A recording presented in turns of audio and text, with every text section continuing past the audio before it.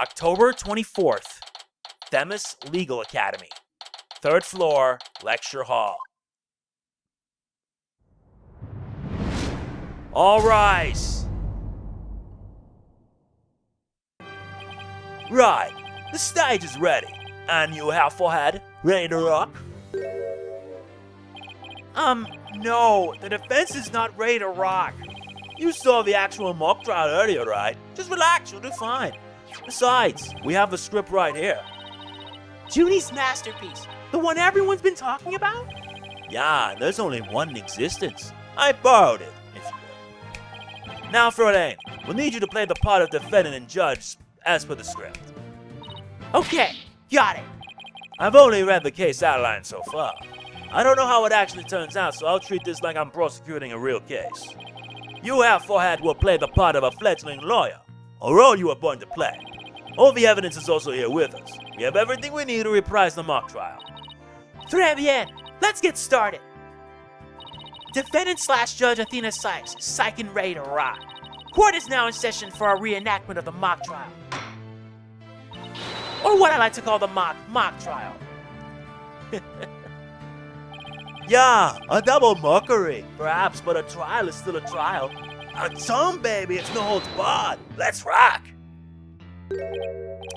Can't we take it easy today? Objection! It may just be a mock of a mock, but there's only one way to compete. You play to win. So remember, each time I catch you slacking off, I'm holding you in contempt of court. Great. A judge that voices her own objections and abuses her judicial powers.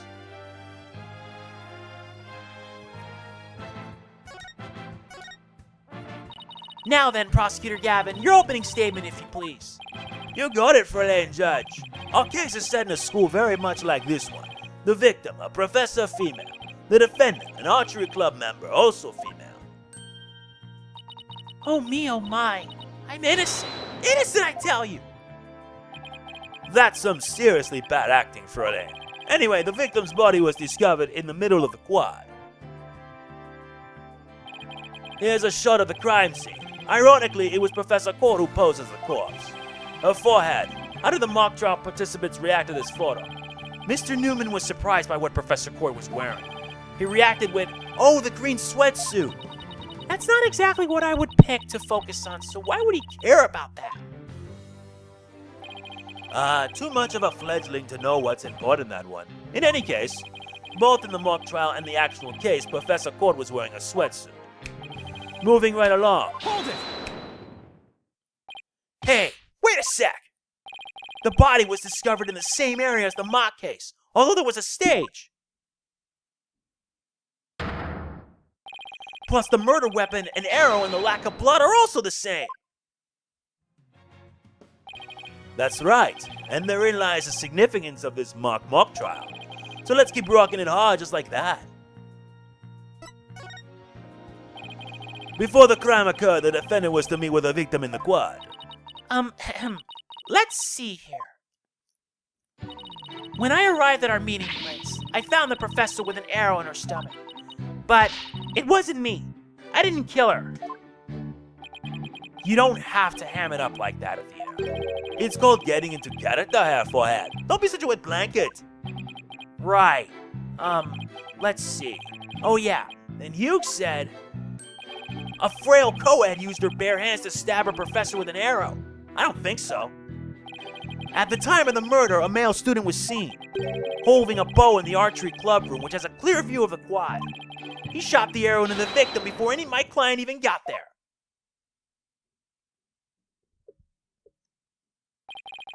Nine, half forehead. That thing's swagger does not suit you in the least. Order! Order! Order! Especially you, Mr. Justice. Me? But I was just trying to get into it, like Mr. Euro-Rocker said. So the victim was shot from the archery club room before the meeting even took place. Hence, the defendant could not be the killer. That seems to be the defense's assertion. Prosecutor Gavin, you have any objections? The autopsy report notes that the edges of the victim's wound were unusually ragged. Could such physical trauma possibly result from an arrow shot from a bow? 9. I believe the victim was impaled with the arrow by hand, post-mortem. In short, the real murder weapon was not the arrow at all. When Robin was prosecutor, he had a tough time determining the real murder weapon.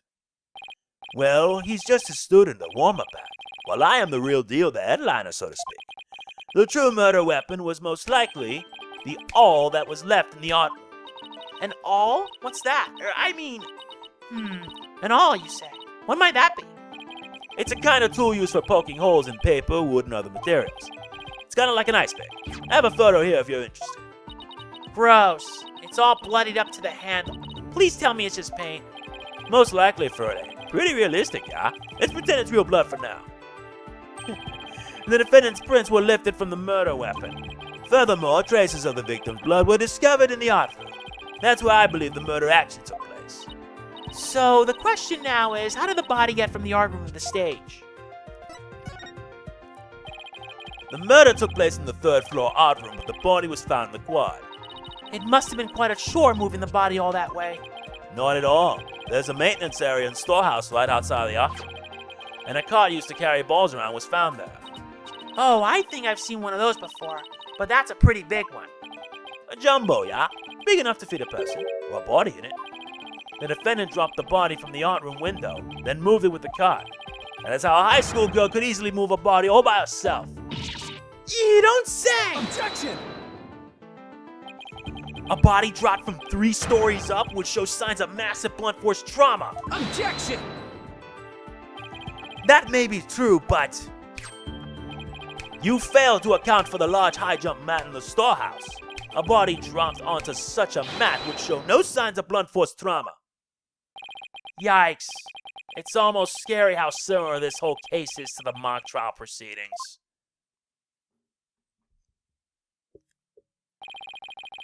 Quite the crafty killer in an attempt to cast suspicion on the archery club. They moved the body to the quad where it would be an easy shot from the club room. Then the killer faked the murder weapon by inserting an arrow into the all stab wound. Sounds like he has only high praise for Junie's script. Were there any further arguments from the defense? Nope. It seemed like the teacher who was playing the judge was satisfied too. Time for the finale then. Your verdict, if you please, Fräulein Judge. Huh? Oh, right, that's me. Very well. This court finds the defendant, Juniper Woods. Wait a second. Even if this is just a mock trial of a mock trial, I don't want to declare Junie guilty. Yeah, perhaps that's not such a good idea. Let's end our mock trial here. Besides, it's about time I get back to my investigation. Thanks, you two. That little run-through of the mock trial cleared up quite a few things. Mock trial script added to the court record. Zoom, baby! The prosecution's already got a witness sized up too. That was quick. Prosecutor Blackwell's almost too good. You're sure in a helpful mood today, Prosecutor Gavin. Well, like I said, I just want to catch whoever killed Professor Court. And there's no reason for me to stop butting heads with you two. Anyway, I won't say goodbye, as I'm sure I'll be seeing you later.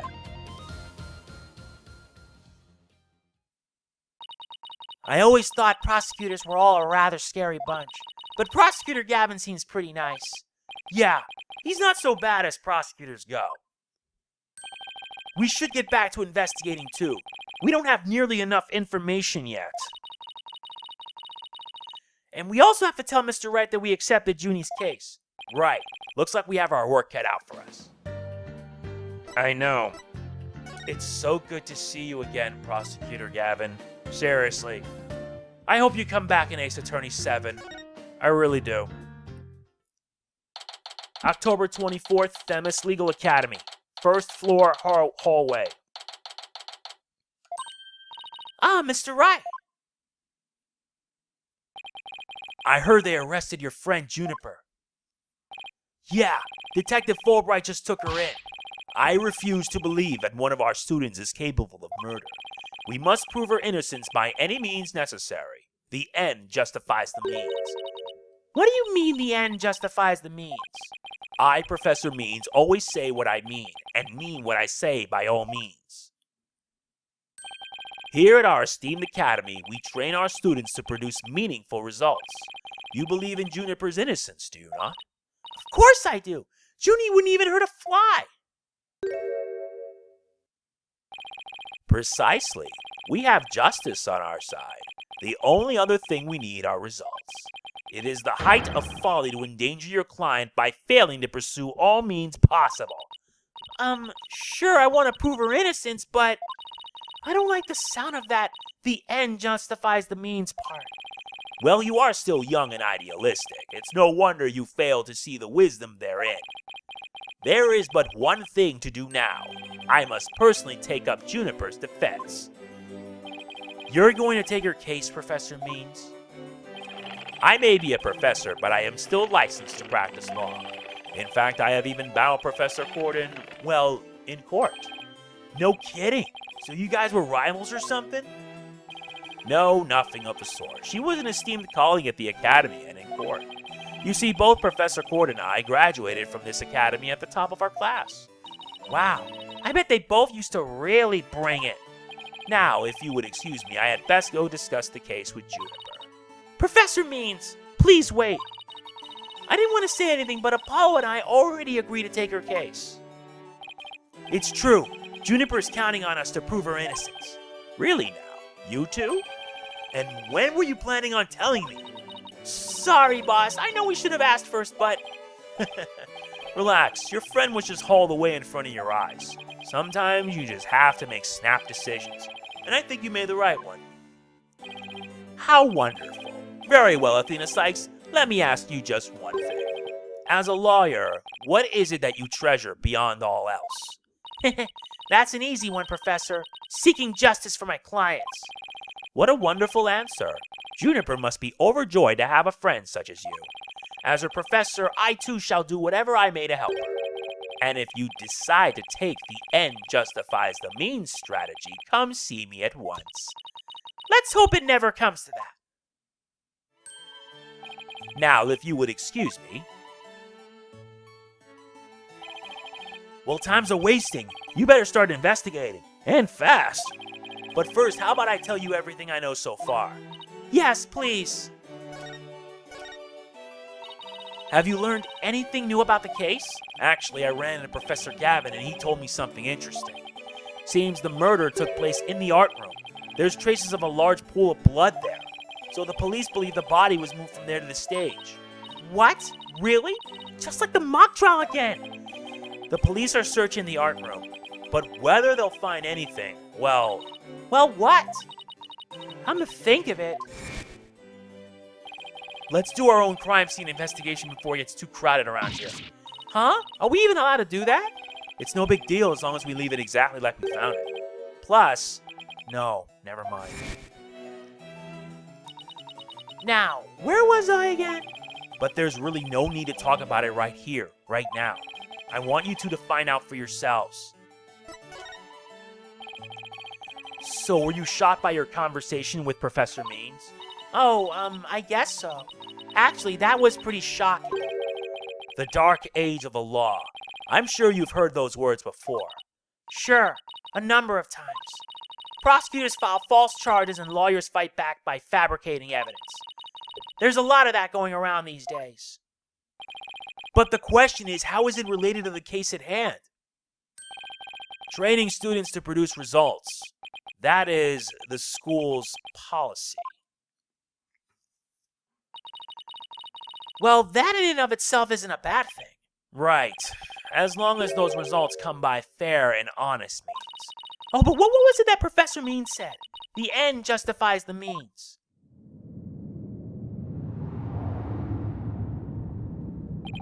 To survive the dark age of the law, you must use any means necessary. Fabrication of evidence and false charges are unavoidable in the quest for results. That's what they're preaching here at Themis Legal Academy. Was this something that Sebastian was taught?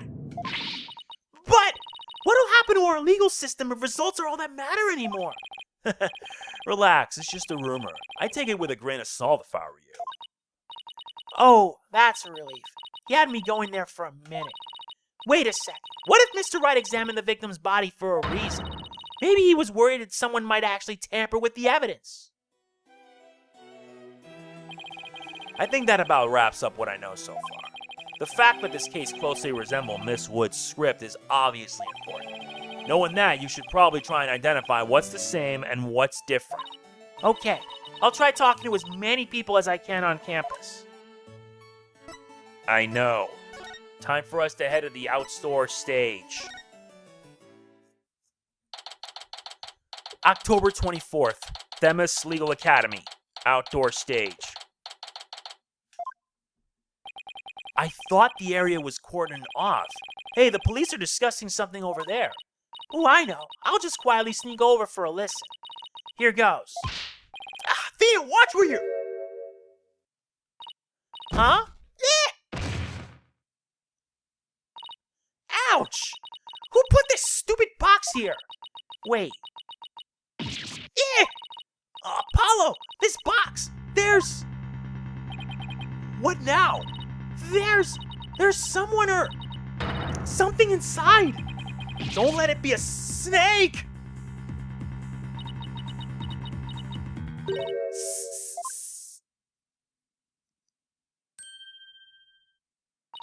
You morons just blew my cover.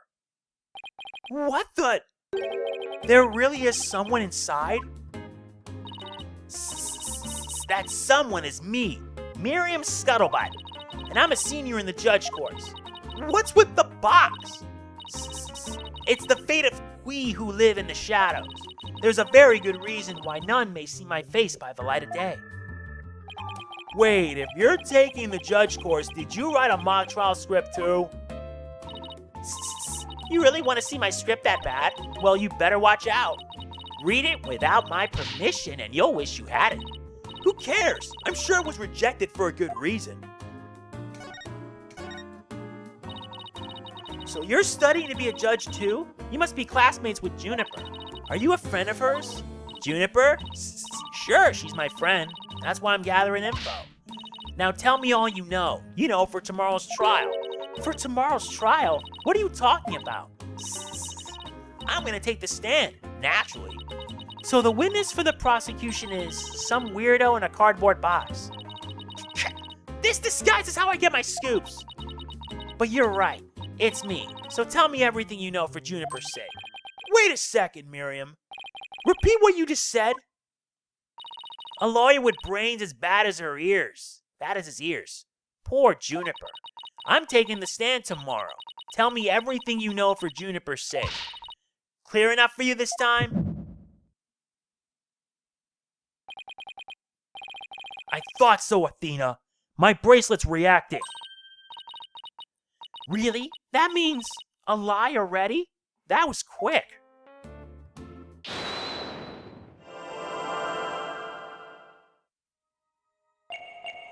I'm taking the stand tomorrow. Tomorrow.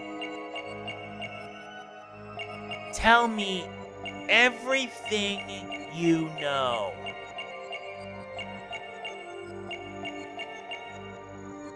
For Juniper's sake. Gotcha! That's strange. You suddenly tightened your grip when you said, for Juniper's sake. It's like you subconsciously tensed up because you're lying. What are you talking about? When did I ever lie? Okay then. Let me ask you this. Why were you selected as a witness? That's an easy one. I'm the editor-in-chief of the Themis Herald. I know everything there is to know about campus, even the darkest of secrets. Editor-in-chief, huh? Pretty impressive. Yeah, well, it's a lonely one-woman operation. I do it all myself, from reporting to editing to publishing. Still impressed? I'm a perfect storm of journalism because I bring it all to the table. And this is the evidence. Here. An extra edition of the Themis Herald, published to coincide with the mock trial. Themis Herald Extra added to the court record. Thanks, Myriam. You revealed who you truly are. Someone who's never had Junie's best interest in mind. What? Are you questioning our friendship? Look, you may want answers, but no can do. Because what you're saying conflicts with this piece of evidence. The Themis Herald. Take that! That's the Themis Herald, the paper I publish. What about it? Are you really that dense? This article is full of malicious lies about Junie. It's definitely not something a true friend of hers would write. Cap! You've got it all wrong! Another staff member wrote that one. I don't think so, Myriam. You even said it yourself just a moment ago. It's a one-woman operation. Or did you forget already? Cap! If you've just given me the info you have! Stupid pawn! Juniper's just using you!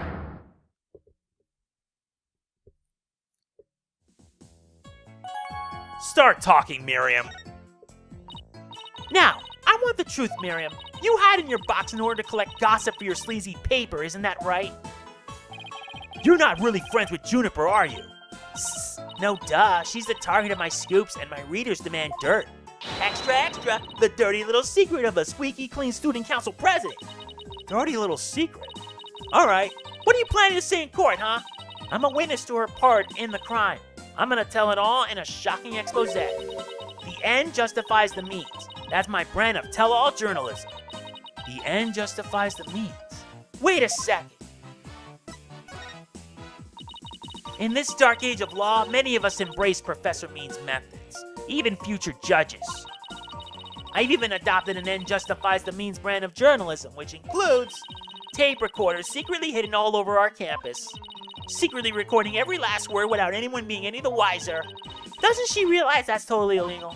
And one of them was at the scene of the crime, the art room. You put a tape recorder in the art room? What did it record? You want to know? You really want to know? Yes, please. That's so nice of you to, like I'd really tell you now. The big scoop comes out in court tomorrow. You're so mean, Myriam.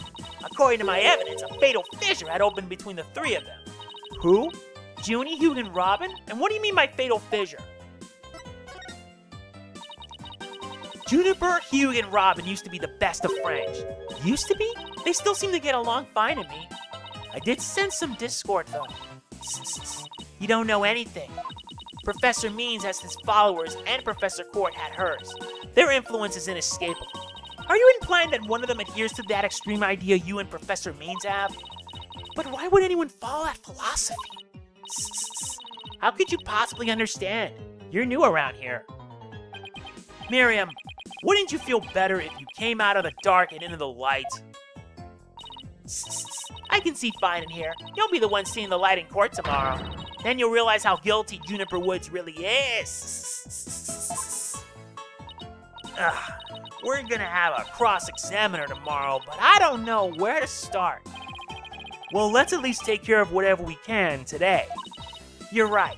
Let's see what else we can find out. You're right. October 24th, Themis Legal Academy, maintenance area. So this is the maintenance area. Let's see. During the mock trial, prosecutor Gavin said that the art room is right above here on the 3rd floor. And that the body was dropped from there onto a high jump mat from the storehouse. Right, and then he claimed that the body was transported to the stage in a ball cart. And then, there's someone else here.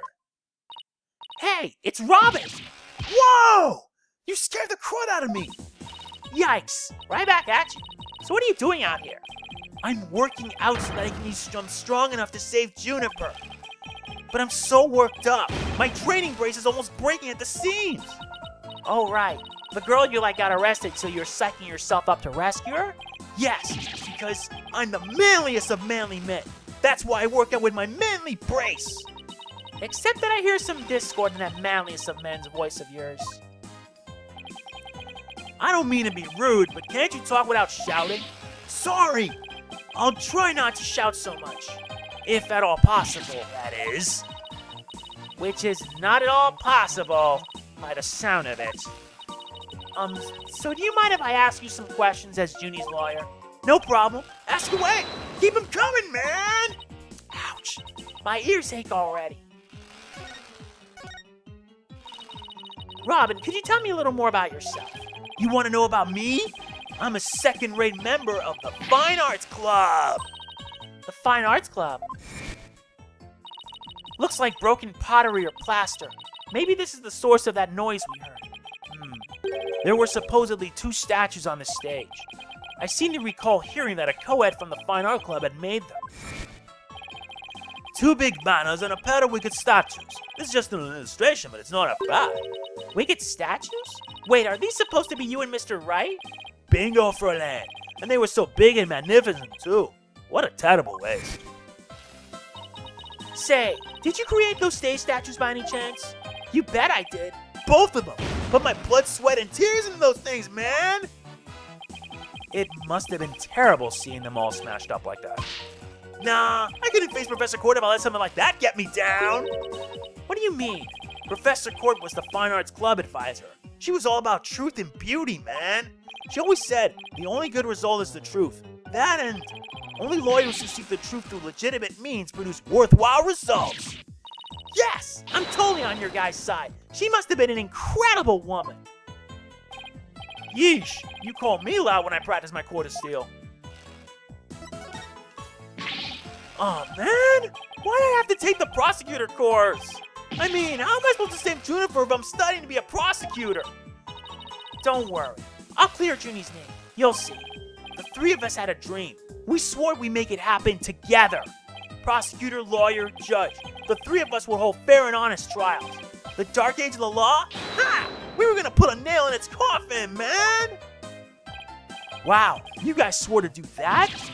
But no! That stupid school rule had to ruin it! School rule? Which one? Anyone with a prior conviction, no matter how minor the offense, they won't be allowed to graduate from this stupid holier-than-thou school! A tough legal academy with even tougher rules. Junie will never become a judge unless I can prove her innocence. And if I fail, the 3 of them will never realize their dream. It's like someone put pressure on my pressure.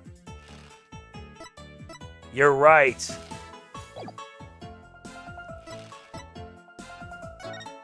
Guess we don't have much else to do on the matter. She's starting the stage, so we're gonna have to move to the lecture hall. October 24th, Themis Legal Academy. 3rd floor, lecture hall. Look, there's Hugh. Hey, Hugh! Oh, it's you 2. Do you want something? Did you find anything? You said you were gonna do some investigating of your own. Nope, nothing yet. I'm afraid it's not looking very good for Juniper. You don't really think Juniper could have done something like this, do you? Only the author and the victim knew the contents of the script. Both the stage and the art room were in the exact same state as described therein. Nobody could mimic the crime like that unless they already read the script, or wrote it. But... Look, Professor Means is better able to handle this than you 2, so just leave it to him. There it is again. I'm picking up some discord in Hugh's voice. Hugh, would you mind telling me a little bit about yourself? Whatever. I'm 6'1", and under this uniform I'm 100% lean muscle. My grades are outstanding, and I'm the ace of the archery club.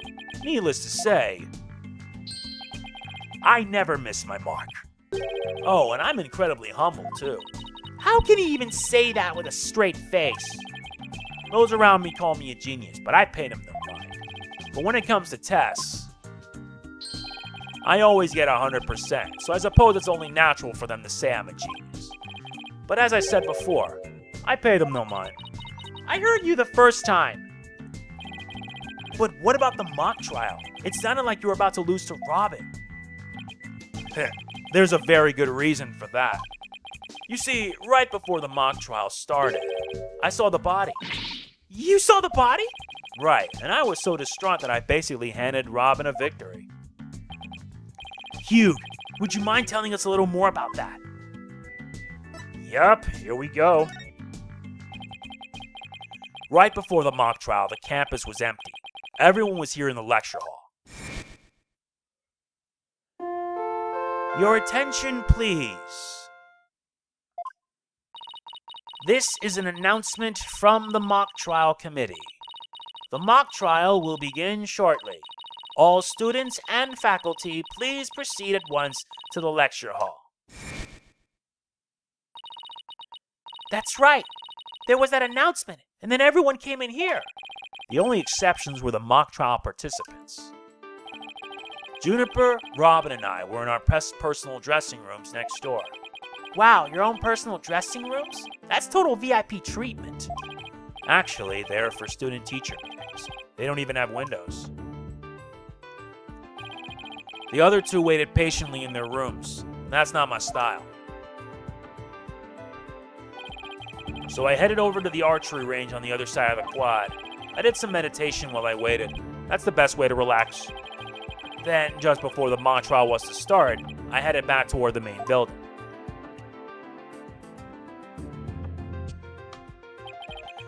As I walked across the quad, I passed in front of the stage. So that's when you saw the body?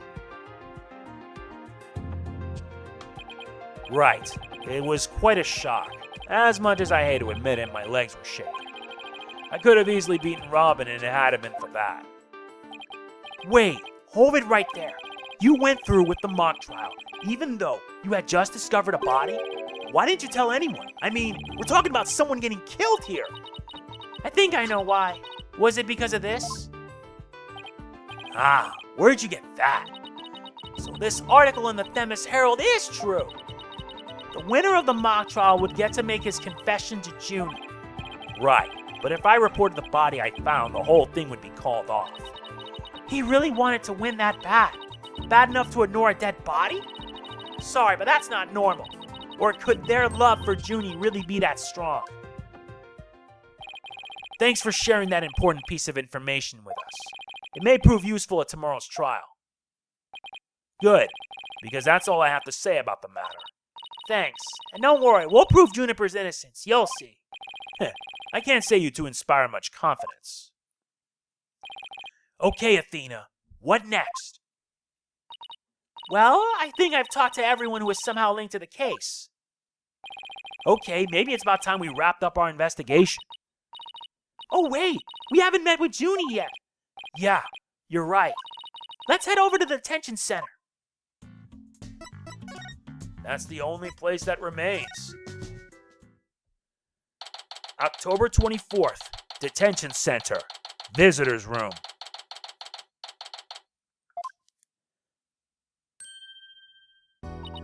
Athena! Thank you so much for coming. She called me Athena like she used to. Maybe she's finally letting her guard down. Junie, the crime's unfolding exactly like your script. Any idea what's going on here? We wanted to make it fair, so the script was kept secret until the day of the mock trial.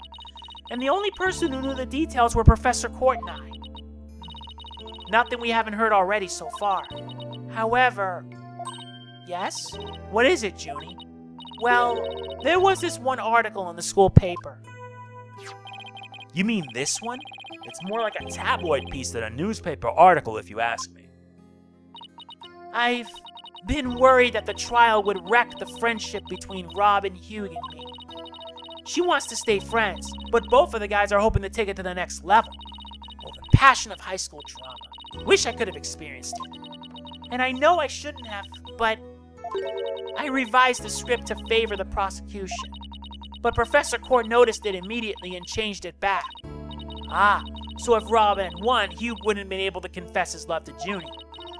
That would have kept the trio's relationship the same. Never knew Junie could be so devious. Sorry, I guess my personal problems probably won't be of any help in court, huh? You never know. Help often comes from the most unexpected of places. Thanks, Juniper. I was wondering about that awl you had on you when you were arrested.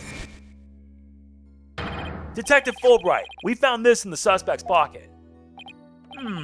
Why there's blood on this. That's evidence we made for the mock trial. A mock trial? Never heard of such a thing, but it sounds fishy to me. Real fishy. It was the murder weapon from the mock trial. Professor Court and I were prepping it in the art room until the day before the trial. I didn't even realize I still had it on me until I was arrested. Then we've nothing to worry about. There shouldn't be any way to link it to the crime. Still, that blood red color on the awl bothers me. Wasn't it just paint or something? I mean, I was looking at it from pretty far away. It probably was just paint, but that's what bothers me. It wasn't on the awl when we were prepping it yesterday. It wasn't? Then how and when did it get there? Well, before the mock trial began, I showed Athena and Mr. Wright to the waiting room. Then I went back to my dressing room to get the trial props we were going to use. That's when I found the art room key and the awl with what looked like blood on it. A key? And the awl? Professor Court normally has the art room key since she's the Fine Arts Club's advisor. And since that key was there in the dressing room, I thought she was the one who had painted the awl and looked like it had blood on it. After all, she always insisted that the props should be realistic, so... The awl suddenly shows up on the day of the trial with what looks like blood on it? I have a really bad feeling about this. Me too. But let's not jump the gun on this. You and Professor Court were busy preparing for the mock trial together yesterday, right? Was that the last time you saw her? Yes. I left school around 6 p.m. Did you notice anything different about her? No, I didn't notice anything out of the ordinary. She looked and acted the same as always. I would have never guessed she'd end up like this. It looks like we're about out of time. Thank you for coming to see me. We'll do everything we can to prove you innocent tomorrow. I know, and I believe in you, Athena. Well, I should go now. Bye. Is she gonna be alright? She's like a shadow of the girl we met back at the academy. The Junie I knew was always like that, a little weak and sickly. But the fact that she's lifted her facade shows that she trusts us. Even still. What is it? Well, when Junie and her two friends were talking about their friendship, I sensed some discord in their hearts. Seriously? Yeah, but it was really faint. I might have been mistaken. There's no reason to doubt their friendship, is there? Don't worry. Everything will be fine. You and Juniper are friends, right? You know that friend I mentioned to you earlier? Well, get this. Whenever something's troubling one of us, the other can just feel it. That's real friendship. I suppose you're right. Might as well forget about that and concentrate on the trial. Yep. Tomorrow's the big day. Let's sort out what we know so far. Okay. The victim, Professor Constance Court, was murdered in the art room on the 3rd floor. Then her body was moved to the outdoor stage in the quad. Also, the location where he found the body was just as the mock trial script described. I wish those were the only similarities they shared. What do you mean? What I mean is the script in this case are exactly the same in almost every aspect. So it follows the actual trial may very well unfold just like the mock trial. Oh no! The mock trial ended right before the prosecution was about to win. Well, that's not gonna happen. This time, Junie will be declared not guilty. Of course, I intend to get our results the honest way. We can do this. We'll be fine.